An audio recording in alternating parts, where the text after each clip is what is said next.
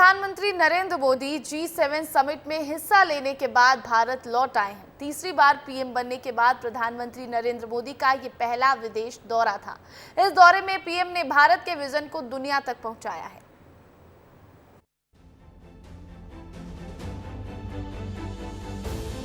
Italy के अपूलिया में G7 शिखर सम्मेलन में शिरकत करने के बाद प्रधानमंत्री मोदी भारत वापस लौट आए हैं।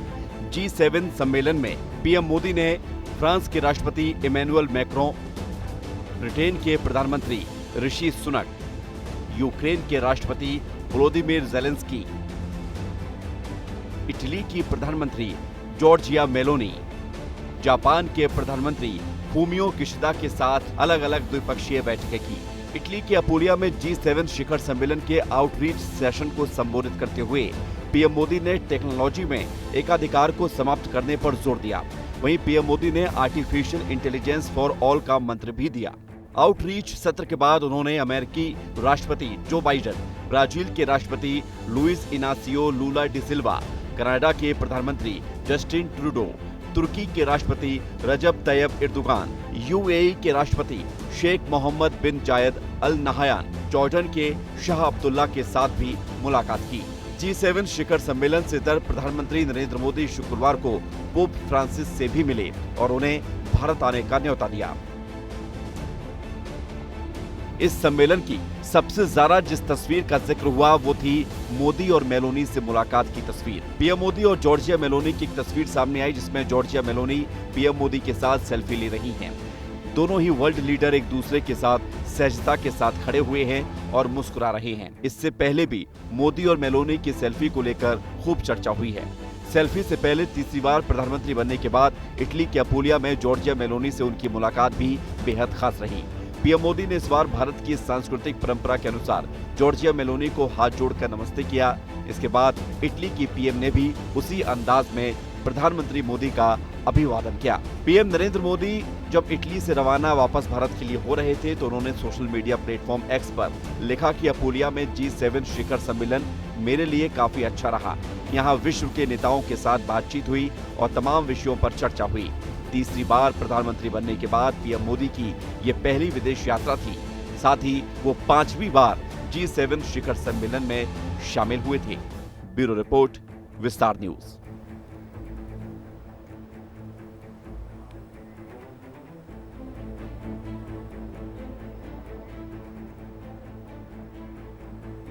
अब आपको तस्वीर दिखाते हैं मुख्यमंत्री विष्णुदेव साय की। वो पहुंचे हैं शहीद जवान को श्रद्धांजलि देने के लिए।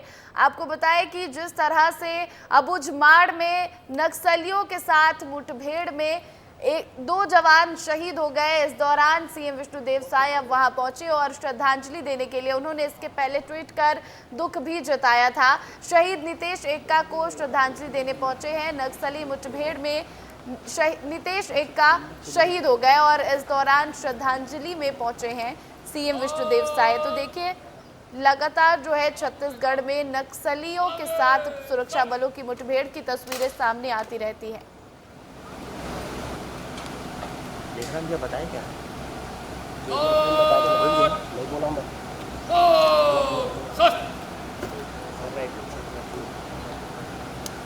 सर्व मुख्यमंत्री माना क्या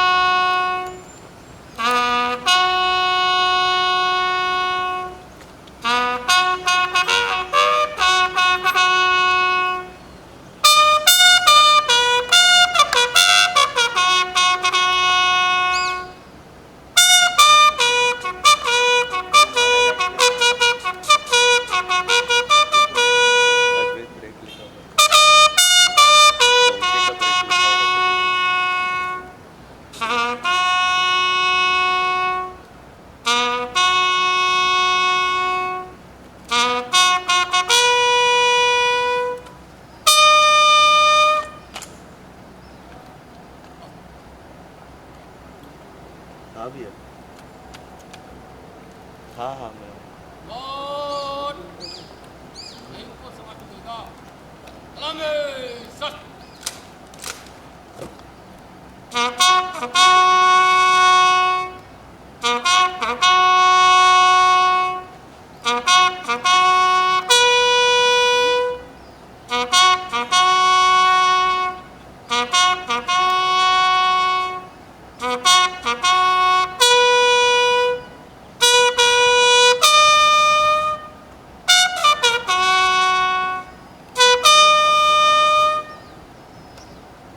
और बाजू शस्त्र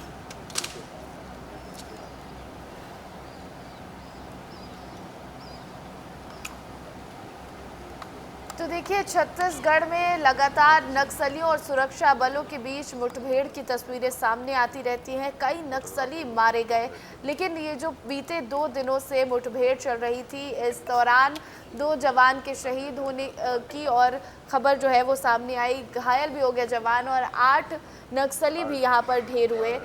सीएम विष्णुदेव साय अब पहुंचे नीतीश इक्का के घर पर, जहां उन्हें श्रद्धांजलि दी जा रही है। श्रद्धांजलि सभा में पहुंचे हैं सीएम और फूल की माला चढ़ाकर जो है वो श्रद्धांजलि अर्पित कर रहे हैं नीतीश इक्का को सीएम विष्णुदेव साय। और ये सीधी तस्वीरें आपको दिखा दे रायपुर से, जहां शहीद नीतीश इक्का को श्रद्धांजलि दी जा रही है। इनके साथ बाकी जो तमाम मंत्रीगण हैं वो भी यहाँ पर मौजूद और सीएम पहुंचे यहाँ पर श्रद्धांजलि देने के लिए।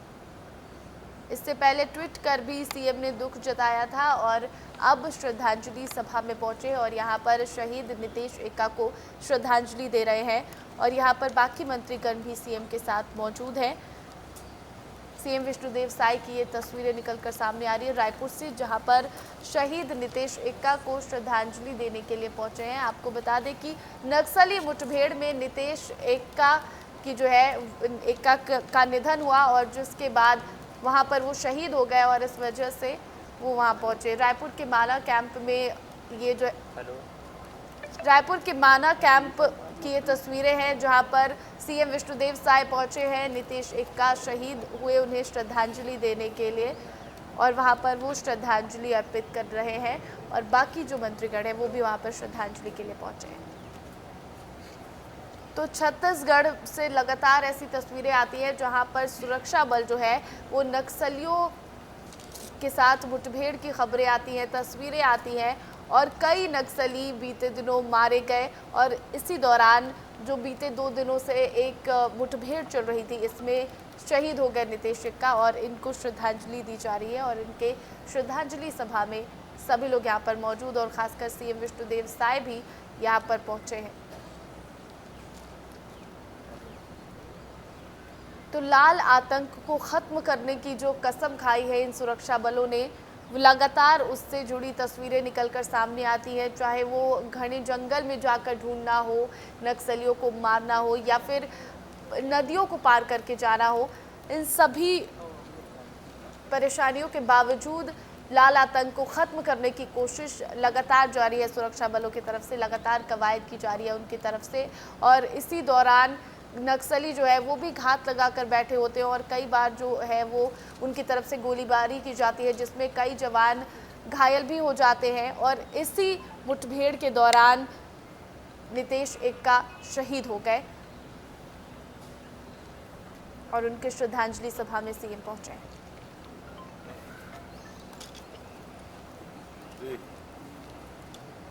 तो रायपुर के माना कैंप की ये तस्वीर, जहां पर शहीद नीतीश इक्का को श्रद्धांजलि दी जा रही है। सभी जो सुरक्षा बल के वहां पर जवान हैं वो तैनात हैं, वो भी श्रद्धांजलि दे रहे हैं। सीएम विष्णुदेव साय के साथ मंत्रीगण भी पहुंचे थे और सभी ने यहां पर श्रद्धांजलि दी है नीतीश इक्का को।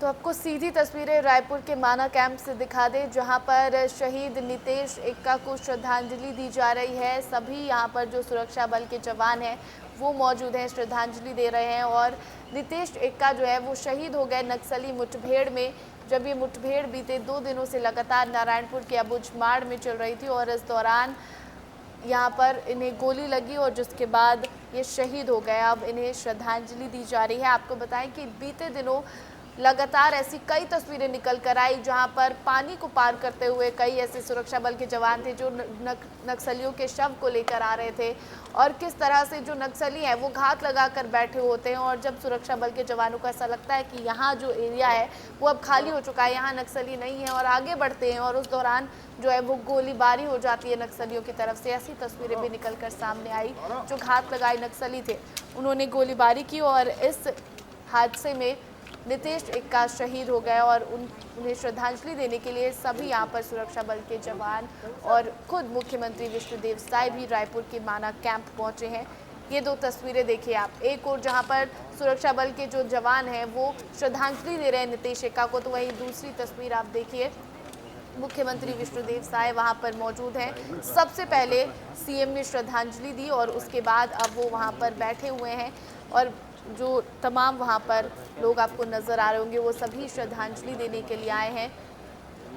शहीद नितेश इक्का को ये श्रद्धांजलि दी जा रही है। नक्सली मुठभेड़ में शहीद हुए हैं नितेश इक्का, और इसी दौरान जो है अब श्रद्धांजलि सभा का आयोजन किया गया, जहां पर सभी पुलिसकर्मी एक देखिए किस तरह से कतार में खड़े हैं सभी लोग श्रद्धांजलि देने के लिए। और लगातार आपको बता दें कि गृह मंत्री विजय शर्मा का ये कहना, उनकी तरफ से ये बयान सामने आता है कि जो नक्सली हैं उन्हें लगातार जो है उनकी तरफ से बात कही जाती है कि जो नक्सली हैं उन्हें छोड़ा नहीं जाएगा, लाल आतंक खत्म करके रहेंगे छत्तीसगढ़ से, ऐसा बार बार विजय शर्मा की तरफ से कहा जाता है। और श्रद्धांजलि सभा में पहुंचे हैं यहाँ पर सीएम विष्णुदेव साय, और बाकी जो तमाम वहाँ पर मंत्रीगण हैं वो भी मौजूद हैं, और जो सुरक्षा बल के जवान हैं वो भी वहाँ पर मौजूद, और सभी शहीद नितेश इक्का को श्रद्धांजलि अर्पित कर रहे हैं। तो रायपुर के माना कैंप से ये तस्वीरें निकलकर सामने आ रही हैं जहां पर शहीद को श्रद्धांजलि देने पहुंचे। इसके पहले सीएम ने ट्वीट कर भी दुख जताया था, और जिस तरह से मुठभेड़ चलती रहती है, लगातार तस्वीरें आती रहती हैं, इस पर भी लगातार जो साय सरकार है उनका ये कहना कि जो इस तरह की तस्वीरें सामने आती है लगातार, हम नक्सलियों को जो है वो मुख्य धारा में वापस आने की बात भी करते रहते हैं, साथ ही साथ वो सुरक्षा बलों के जो जवान हैं उनका भी हौसला अफजाई करते रहते हैं।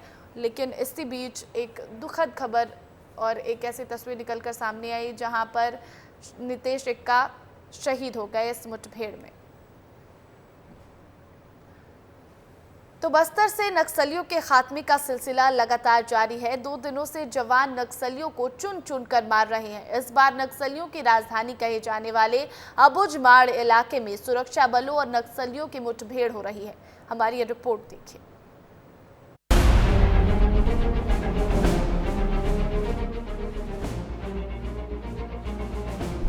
फिर नक्सलियों पर कड़ा प्रहार, जवानों और नक्सलियों के बीच मुठभेड़ ऑपरेशन जारी, 8 नक्सली ढेर।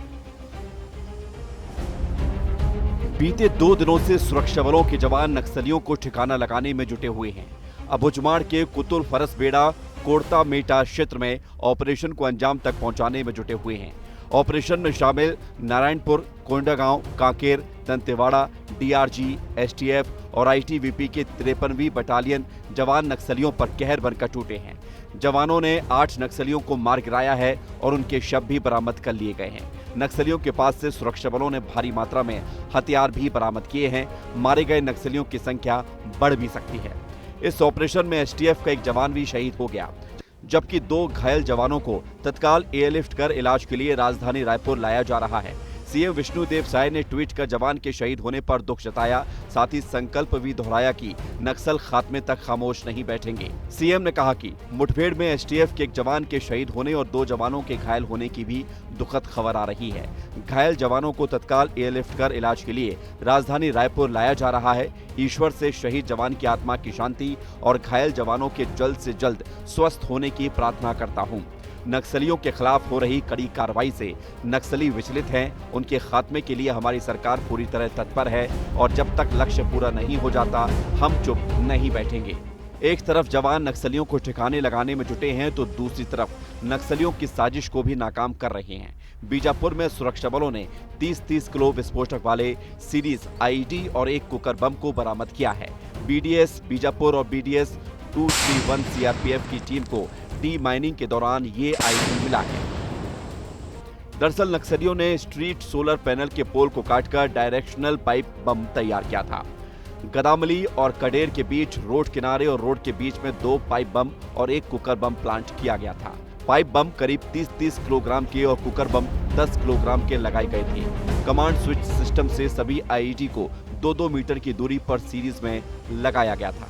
आपको बता दें कि 6 महीने में 72 बार मुठभेड़ और 131 नक्सली ढेर हो चुके हैं।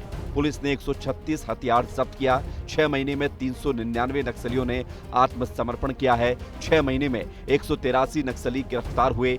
छत्तीसगढ़ में पिछले 6 महीने में 7 बड़े एनकाउंटर हुए हैं। 2 अप्रैल को बीजापुर के गंगालूर में 13 नक्सली ढेर हुए। 16 अप्रैल को कांकेर के हापाटोला में 29 ढेर हुए। इसमें 25 लाख के नामी नक्सल कमांडर शंकर राव ढेर हुआ। 30 अप्रैल को नारायणपुर के टेकमेटा में 10 ढेर हुए। 10 मई को बीजापुर के पीडिया में 12 नक्सली ढेर हुए। 23 मई को नारायणपुर बीजापुर में 8 नक्सली ढेर हुए। 7 जून को नारायणपुर में 6 नक्सली ढेर हुए। 15 जून को नारायणपुर में अब तक 8 नक्सली ढेर हो गए। अभी ये आंकड़े और बढ़ेंगे। पिछले 3 दिनों से नक्सलियों के खिलाफ लगातार ऑपरेशन चलाया जा रहा है। संजय ठाकुर, विस्तार न्यूज, रायपुर। तो वहीं मुठभेड़ में 8 नक्सली मारे जाने को लेकर सीएम विष्णुदेव साय ने कहा कि नक्सलवाद पर हम कड़ा प्रहार कर रहे हैं। सूबे में बीजेपी सरकार बनने के बाद कई नामी नक्सली मारे गए, कई गिरफ्तार हुए और कई नक्सलियों ने सरेंडर किया है। देखिए, जब से हमारी सरकार यहाँ पर आई है, नक्सलवाद के साथ मजबूती के साथ लड़ रहे हैं और आज डबल इंजन की सरकार है। इसका भी लाभ हम लोगों को मिल रहा है। लगातार नक्सली मारे भी जा रहे हैं। कई बड़े बड़े इनामी नक्सली भी मारे जा रहे हैं। उनकी गिरफ्तारी भी हो रही है। आत्मसमर्पण भी कर रहे हैं और एक बड़ी लड़ाई हम लोग लड़ रहे हैं। और आज ही 8 नक्सली मारे गए हैं और पूरी लड़ाई में हम देखेंगे तो बड़ी अच्छी सफलता हम लोगों को मिली है। बात करेंगे पानी की, जिसे उर्दू और मराठी में आप पानी कहते हैं, तमिल में कन्नी, कन्नड़ में नीर, बंगाल में जोल कहते हैं, संस्कृत में जिसे वारी नीर, ग्रीक में जिसे एक्वाप्योरा, अंग्रेजी में जिसे वाटर और केमिस्ट्री में H2O कहते हैं। आजकल यही पानी राजधानी दिल्ली की सियासत की कहानी बन गई है। अब तक जहां बीजेपी आम आदमी पार्टी को पानी के मुद्दे पर घेर रही थी, वहीं दिल्ली के पानी युद्ध में अब कांग्रेस भी मटका फोड़ प्रदर्शन करती हुई नजर आ रही है। क्या है पूरी खबर, इस रिपोर्ट से समझिए। भीषण गर्मी के बीच राजधानी दिल्ली में जल संकट गहराता जा रहा है। दिल्ली वालों को अब पानी की बर्बादी का खामियाजा भुगतना पड़ रहा है। अब तक पानी को लेकर दिल्ली में सियासत भी जोर पकड़ रही है। दिल्ली में पानी को लेकर बीजेपी ही केजरीवाल सरकार पर अब तक हमलावर थी, लेकिन अब कांग्रेस ने भी पानी के मुद्दे को लेकर केजरीवाल को घेरना शुरू कर दिया है। देखिए, पिछली 25 तारीख से दिल्ली में पानी नहीं आ रहा। आज 20 दिन होने को जा रहे हैं और ये केवल जनता को जो है पानी के नाम पे धोखा दिया जा रहा है। सरकारें आपस में नूरा कुश्ती कर रही हैं, एक दूसरे पे दोषारोपण कर रही हैं। तो कांग्रेस पार्टी ने आज पूरी दिल्ली में एक बीड़ा उठाया है। हर पूरी दिल्ली के एक कोने में जाकर के मटका फोड़ का आंदोलन किया जाएगा। इस गूंगी बहरी सरकार को उठाया जाएगा, जगाया जाएगा। सबसे बड़ी समस्या पानी है। आप ये पानी नहीं दे सकते तो और क्या काम करें। कांग्रेस ने मोर्चा खोलते हुए दिल्ली के 280 ब्लॉक में मटका फोड़ प्रदर्शन शुरू किया। वहीं बीजेपी भी केजरीवाल पर पानी के लीकेज की समस्या को रोक पाने के मुद्दे पर घेर रही है। आलम यह है कि दिल्ली के अलग अलग इलाके में पानी की कमी से लोग रोज परेशान हो रहे हैं। साथ ही आम आदमी का जनजीवन भी पानी की कमी से अस्त व्यस्त हो रहा है। कांग्रेस का भांडा फोड़ हो चुका है, तो अब वो मटका फोड़ का ड्रामा कर रही है। कांग्रेस पार्टी से पूछिए कि ये वाटर क्राइसिस कल की नहीं है, ये पूरे चुनाव में वाटर क्राइसिस रहा, क्योंकि समर शुरू हो चुका था। क्योंकि 10 वर्षों में आम आदमी पार्टी ने कोई काम नहीं किया है सिवाय भ्रष्टाचार। 20 दिन पहले हमने इस ओर इशारा किया था। हमने सरेआम बाकायदा चिट्ठी लिखी, बाकायदा प्रेस कॉन्फ्रेंस करके हमने ये बात कही थी कि आने वाले समय में, गर्मी के समय में पानी की समस्या होगी। लिहाजा जो दिल्ली की सरकार है और केंद्र की सरकार है, उनको ये सुनिश्चित करना चाहिए कि जनता तक पानी पहुंच सके। लेकिन पिछले कई दिनों से हम देख रहे हैं कि एक दूसरे के ऊपर ब्लेम गेम के सिवा पानी की समस्या का समाधान नहीं हो रहा है। दिल्ली में टेम्परेचर 45-47 डिग्रीज टच कर रहा है, लेकिन मेरा सबसे यही आग्रह है कि इस आपातकालीन परिस्थिति में आरोप प्रत्यारोप करने से बहुत बेहतर है हम लोग एक दूसरे के साथ मिलकर काम कर सकें, तो मुझे लगता है स्थिति सुधरेगी। पानी की बर्बादी पर स्थानीय लोगों का गुस्सा भी फूट रहा है। ओखला फेज 2, फेज 3 और श्रीनिवासपुरी में पीने के पानी का त्राहिमाम है। गोविंदपुरी इलाके में पीने के पानी के लिए लोग तरस रहे हैं। गीता कॉलोनी में भी लगातार पानी की कमी से लोग जूझ रहे हैं। हालांकि पानी के मुद्दे के जोर पकड़ने के बाद कई इलाकों में टैंकर के द्वारा पानी की आपूर्ति की जा रही है, लेकिन लाखों लाख लोग जब पानी की समस्या से जूझ रहे हैं तो टैंकर से कब तक आपूर्ति की जा सकती है। बहुत टंकी आता था, बहुत दिक्कत होता था। अब जब से आप फोटो लिए तब 2 गाड़ी लगवा देते हैं। पानी की बहुत किल्लत थी यहाँ पे, जब से मीडिया में आया, जब से न्यूज आया, तब से उसके बाद गाड़ी आने लगी। ये तो पहले बहुत एकदम धक्का मुक्की, सबको टाइम से पानी चाहिए, ड्यूटी जाने वाले को ड्यूटी से पहले पानी चाहिए, इसके कारण कोई पानी मिलता, किसी को पानी नहीं मिलता था। दिल्ली में एक तरफ जहां पानी की कमी से लोग जूझ रहे हैं, तो वहीं अब इस पर तेज होती राजनीति आने वाले समय में और जोर पकड़ेगी। अब सवाल जस का तस है कि आखिर दिल्ली वासियों को कब पानी की समस्या से निजात मिल पाती है। ब्यूरो रिपोर्ट, विस्तार न्यूज। तो वहीं कहते हैं कि पुराना नौकर घर में परिवार के सदस्य की तरह होता है, लेकिन आप भी समझ लीजिए कि नौकरों पर आंख बंद करके भरोसा नहीं करना चाहिए। ऐसा इसलिए कहा जा रहा है क्योंकि ग्वालियर में एक रिटायर्ड एडिशनल सेक्रेटरी के पिता के साथ उनकी नौकरानी ने संपत्ति हड़पने के लिए फर्जी वसीयत ही बना डाली। बेहद हैरान करने वाला ये मामला है। इस रिपोर्ट को देखिए और समझिए कि क्या है पूरी कहानी।